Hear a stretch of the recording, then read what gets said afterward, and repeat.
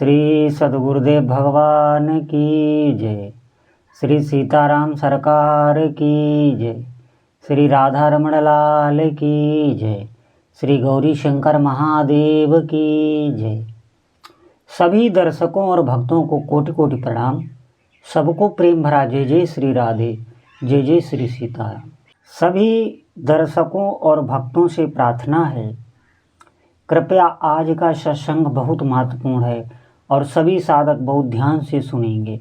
निश्चित मानिए, जो भजन की, जो जप की, जो भी आप साधना कर रहे हैं, किसी भी प्रकार के आप साधक हैं, आपको निश्चित लाभ होगा। आप अगर सच्चाई में भजन करना चाहते हैं, अपने जीवन को सार्थक करना चाहते हैं। देखिए, एक तो सत्संग हो गया सिर्फ एक बहकाने का कि हाँ हमें सत्संग करना है। एक सत्संग होता है सीधा सीधा, आप समझे इस बात को। उसमें जो भी बात आपको बताई जाएगी वो हो सकता है आपको हजम ना हो, अच्छी ही ना लगे। देखिए, परमार्थ का मतलब क्या है, अध्यात्म का मतलब क्या है, भगवान के मार्ग में आप जाना चाहते हैं। इसमें सबसे बड़ा कारण ये होता है कि आपकी प्यास कितनी है, कि आपको वास्तविक हृदय से ज़रूरत है प्रभु की। ये झांक के हमें देखना चाहिए अपने भीतर, क्या हमें प्रभु को पाने की लालसा है भीतर? क्या हम सच्चाई में प्रभु का भजन करना चाह रहे हैं? और ये तभी होगा जब आप पर किसी भी संत की या स्वयं श्री ठाकुर जी आप पर कृपा करेंगे, तब आपके भीतर ये बात आएगी। इसके लिए हमें प्रभु से प्रार्थना करनी चाहिए। सच मानिए, हमें प्रभु का ही बनना है। इस जगत में कुछ नहीं रखा प्यारे, मैं आपको सच बता रहा हूँ। आपको भले ही हमारी बात थोड़ी कड़वी लग जाए, कोई भी आपके पास है ही नहीं। सब अपना अपना भोग कर रहे हैं, सबके कर्म अलग अलग हैं। अगर ऐसा ना हो तो एक बात पर ध्यान देना, हर व्यक्ति चाहता है ये व्यक्ति हमारे साथ बना रहे, ये वस्तु हमें कभी छोड़े ना, ये जो पल है ये कभी हमें छोड़े ना, ये जो सुख आया है ये कभी हमें छोड़े ना। क्यों वियोग? क्यों? जो हम चाहते वो हो नहीं रहा, जिसे हम पास रखना चाहते वो हमसे दूर चला जा रहा है।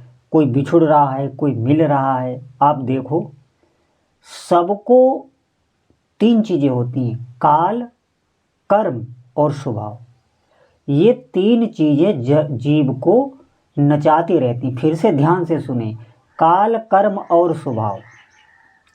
कोई भी जीव है, सिर्फ उस जीव को ये परेशान नहीं करती जो भगवान की शरण में हो गया। हो सकता है थोड़ी बहुत आँच उसे लगे। मैं ये नहीं कह रहा हूँ आप आज से भजन करने लग जाएं, निष्ठा से प्रभु के चरणों में समर्पित हो जाएं। देखिए, इसका आशय ये है कि आपको घर नहीं छोड़ना, नौकरी, व्यापार, काम, धंधा जो भी आप कर रहे हैं वो छोड़ना नहीं। बस आपकी जो मानसिक जो धारणा है उसको बदलना है। आप अगर दुकान चला रहे हैं, व्यापार कर रहे हैं, तो वहाँ पर ठाकुर जी को विराजमान कीजिए, उनकी छवि विराजमान कीजिए। अब ये दुकान इनकी है। आप घर में कार्यरत हैं, घर में सेवाएं करते हैं, वहाँ पर ठाकुर जी को विराजमान कीजिए, अपने इष्ट देव को विराजमान कीजिए। अब ये घर इनका है, आप उनकी सेवा कीजिए, उनका नाम जप कीजिए, उनकी आराधना कीजिए।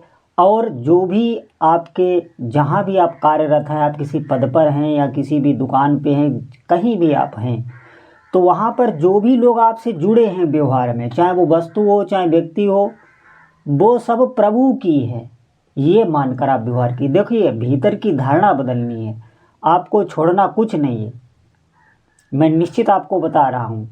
और अगर आप ऐसा नहीं करेंगे तो फिर वो स्थिति आपको नहीं मिल सकती है जो सब छोड़ के एकांत में भजन करने लगते हैं। मैं आपको ऐसी बात बता रहा हूँ जो उनको प्राप्त होगा, जो एकांत में प्रभु का भजन करते हैं, वही आपको प्राप्त होगा। बशर्ते आप जो भी हो, जैसे हैं, अपने को प्रभु का समझें। अपना, हमारा घर भी ठाकुर जी का है। देखिए जिस घर में हम रह रहे हैं वहाँ कई लोग आए गए, मेरा मेरा कहते रहे, वो घर वैसे ही बना है। चाहे वो दुकान हो, जायदाद हो, खेत मकान कुछ भी हो, वो ऐसे ही है, सदियों से ऐसे ही है। वहाँ मेरा मेरा करते कितने लोग दफन हो गए, आप दिमाग दीजिए। और जो ठाकुर जी हमारे यहाँ विराजमान हैं वो जाने कब से हैं, वो जाने कब तक रहेंगे, वो वैसे ही विराजमान हैं। उनकी बहु लोग सेवा कर चुके और आगे भी करते रहेंगे। हमें सिर्फ धारणा बदलनी होती है। इस धारणा का परिणाम ये होगा, अब आप ध्यान से सुने, ये जो मैं धारणा बता रहा हूँ, अगर आप नाम जप कर रहे हैं और प्रभु के प्रति समर्पित हैं और उनका ही सब कुछ समझ रहे हैं, ये धारणा बना के आप थोड़े दिन भजन करेंगे तो इसका परिणाम ये होगा, भगवान के चरणों में आपकी दृढ़ निष्ठा हो जाएगी और उनके चरणों का प्रेम आपको प्राप्त हो जाएगा, जो बहुत ही दुर्लभ वस्तु है। ये सिर्फ कह दिया जाता है, सिर्फ सुन लिया जाता है। अभी थोड़ा सा भी हमारे चित्त में अपने प्रभु के प्रति आकर्षण नहीं है। मैं आपको कैसे बताऊं, थोड़ा सा प्रभु के प्रति अगर आकर्षण हो जाता है, सच मानिए संसार के सभी भोग आपके आगे, स्वर्ग तक के ऊपर तक जो हमने लोक देखे नहीं, वहां तक के भोग आपको फीके लग जाएंगे। थोड़ी सी अगर, बहुत किंचित मात्र अगर आपकी अपने इष्ट देव के चरणों में आसक्ति हो गई, इस बात को आप समझें। इसलिए मैं बता रहा हूं, आपको साधना करनी है। देखिए आपने पहले भूमि तैयार की, उर्वरक भूमि, खूब उसको जोता, खूब उसमें जल सिंचन किया। भूमि को पहले तैयार करना पड़ता है, फिर उसमें बीज वपन किया। अब उसमें फसल की सुरक्षा करनी पड़ती है, कब उसमें से घास हटानी है, कब उसमें क्या करना है, खाद बीज क्या खाद पानी उसमें लगाना है, उसमें उसकी सुरक्षा, उसकी संभाल करनी पड़ती है। ऐसे ही ये भक्ति है, सत्संग से धरा बनती है जीव की, हृदय की। फिर नाम जप ही बीज है। आप उसकी सुरक्षा यही है कि आप बार बार अपने मन को इधर उधर भटके, फिर उसको नाम में लगाओ, फिर नाम में लगाओ, यही उसकी सुरक्षा है, यही उसको खाद पानी देना है। और जब फसल थोड़ी बड़ी हो जाती है, पौधा जब बड़ा हो जाता है, फिर आपको ये चिंता नहीं रहती कि इसे कोई नष्ट कर देगा। क्यों? क्योंकि वो मजबूत हो जाता है। यही इसी प्रकार भक्ति का है। भक्ति जब मजबूत स्तर पर हो जाएगी, आप देखना पौधा थोड़ा पेड़ बड़ा हो जाए तो वो मजबूत हो जाता है, फिर उसमें छाया भी होने लगती, फिर उसमें कई पशु पक्षी रहने लगते हैं, सबको सुख देने लगता है। यही भक्ति का सिद्धांत है। आप थोड़े दिन करें, निष्ठा से करें, कोई संशय ना रखें, कोई प्रश्न ना रखें। ये प्रश्न आपको ले गिराएंगे, इतने प्रश्न ही उठेंगे, क्योंकि अंतःकरण अभी हमारा वैसा नहीं है, अभी हम इतने निर्मल नहीं हुए। जो भी प्रश्न उठेंगे वो सब संशय के उठेंगे। संशय ये मन आपको इसलिए करा रहा है कि आप भजन से हटिए, आप भजन ना करिए, आप आइए इस काल चक्र में आइए। वहाँ सबको पीस रहा है वो।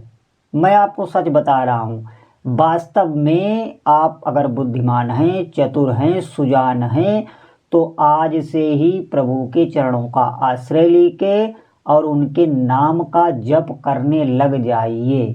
सारी व्यवस्था आपकी नाम भगवान खुद करने लगते हैं। मेरे कहने का मतलब बस यही है। बोलो जय जय श्री सीताराम।